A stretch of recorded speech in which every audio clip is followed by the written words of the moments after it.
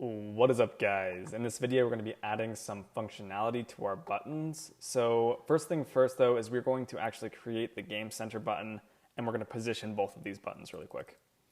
So in the load buttons function, let's create a constant called the separation distance, and this is going to be half of the distance between the two buttons, and you'll see how we use it in just a second.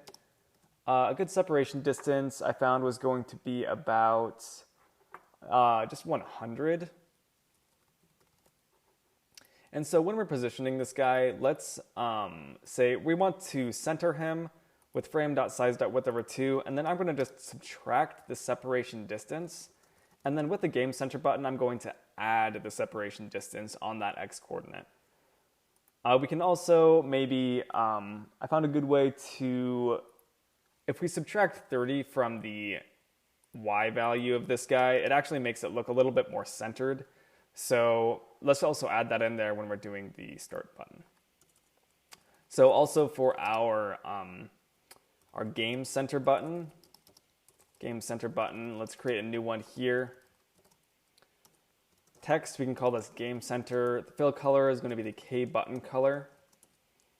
For the Game Center button position, we are going to do something similar, except is going to be, we're going to actually add that separation distance. So plus separation distance instead of subtracting it. But for the height, we want it to be the same height as our start button, so minus 30 as well. Last but not least, add the Game Center button. And let's check out this guy and see what that looks like. Oh, it's popping up my other Xcode window here.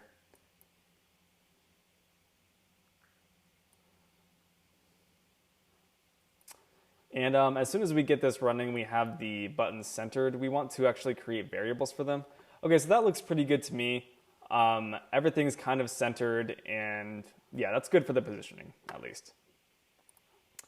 So now let's actually make this start button and Game Center button a property of our class. So we're going to say var start button of type CC button, and also var Game Center button of type CC button. And the reason that we're doing this is that we're going to be accessing these guys in the touches began method, which is going to allow us to implement the functionality on them. So instead of making this its own constant, let's grab that property there. And awesome, now we can use that in another function.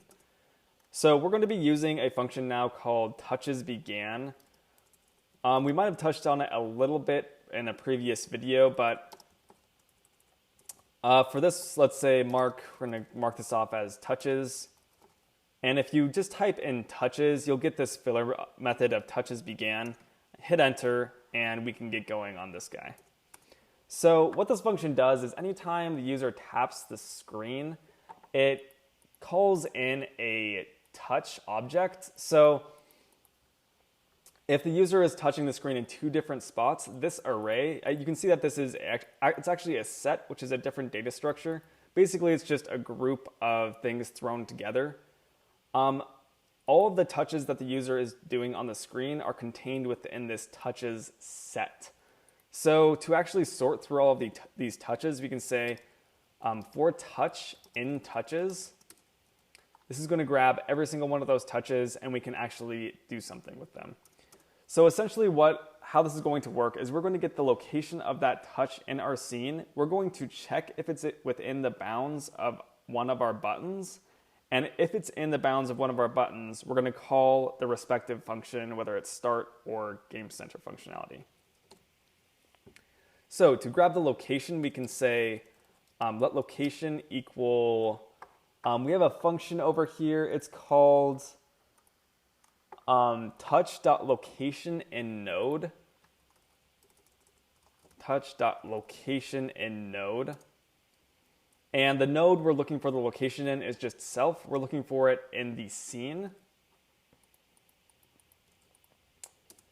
And after we have grabbed that location, we can run the check on whether or not it's in one of the rects of our buttons. So we can say if CGRect contains points. So this is the function. Basically, how this function works is you pass in the rectangle of a certain node, and you pass in a point, and it will return true if that point is within that rectangle.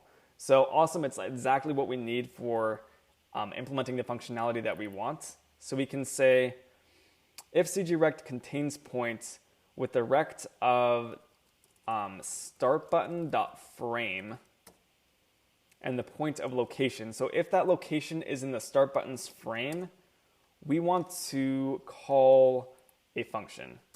So let's mark up another part of this file as just button actions.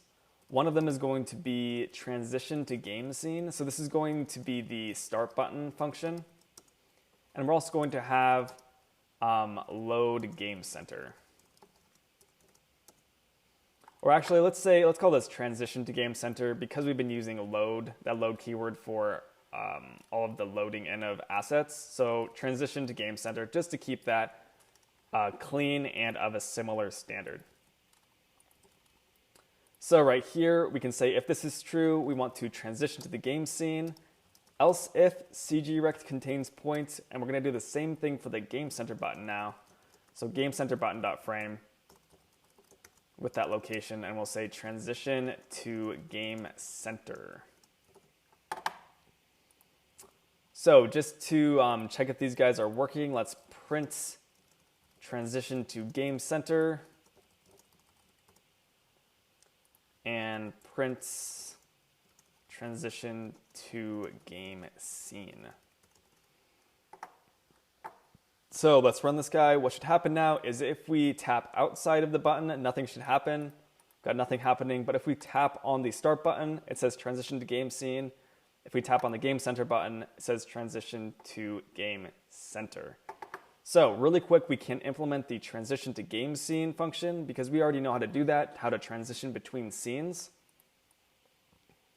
So we can say let scene equal game scene with a size of frame dot size.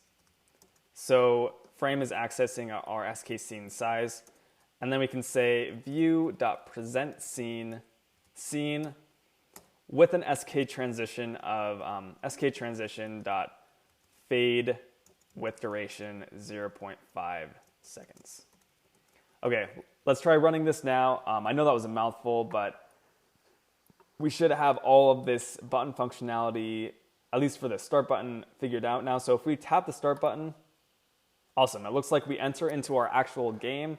We can tap to start then, and we can jump, we can slide, we can swipe, and everything in this game is still working. So that's going to be it for the buttons. In the next section, we will actually implement the game center button functionality.